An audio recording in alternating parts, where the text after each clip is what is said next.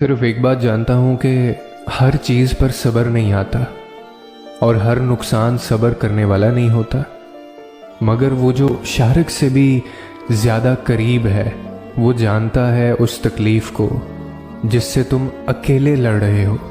वो जानता है तुम्हारे लिए सब मुश्किल है, वो तुम्हारे हर आंसू और सब्र को देखता है।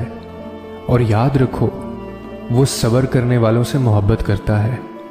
तो सब्र करो, सब्र कभी रायगा नहीं जाता।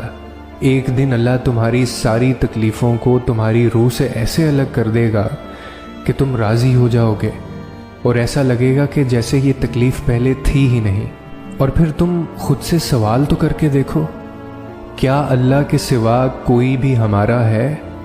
कौन है जो अल्लाह के सिवा हमें अता करता हो, हमें शिफा देता हो, हमें सुकून फराहम करता हो? कोई है जो हमारे ज़ख्मों पर मरहम रखता हो? तो फिर कहाँ जा रहे हो, कहाँ जा रहे हो तुम अल्लाह को छोड़कर? उस अल्लाह को जिसकी बादशाही है, जिसके सिवा कोई इबादत के लायक नहीं। ईमान वाले तो अल्लाह की मोहब्बत में शदीद होते हैं ना, तो तुम दुनिया पे अपनी मोहब्बत क्यों लुटा रहे हो? क्या तुम जानते नहीं कि कदर करने वाला सिर्फ वाहिद अल्लाह ताला है? तो क्यों नहीं आते उसके दर पर? तुम्हें क्या चीज़ रोकती है अल्लाह की अताअत से? और फिर तकलीफ़ों से गुजरे बगैर कैसे पता चलेगा कि तुम्हारा रब मुश्किलें दूर करने पर भी कादिर है? बिन मांगे ही मिल जाए तो कैसे यकीन होगा कि तुम्हारा रब समीउल अलीम दुआओं का सुनने वाला है? अगर सब तुम्हारे साथ रहेंगे तो कैसे पता चलेगा कि अल्लाह के सिवा कोई अपना नहीं होता?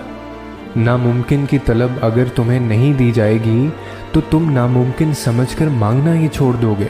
तो कैसे पता चलेगा कि अल्लाह मोज़े करने पर भी कादिर है?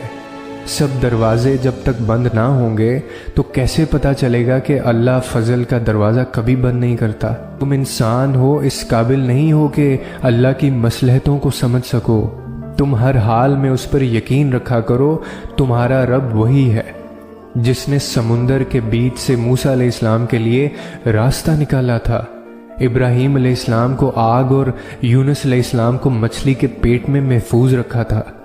हाँ, तुम इब्राहीम अलैहिस्सलाम और मूसा अलैहिस्सलाम और यूनुस अलैहिस्सलाम नहीं, मगर तुम्हारा रब तो वही है ना जो पैगंबरों का था।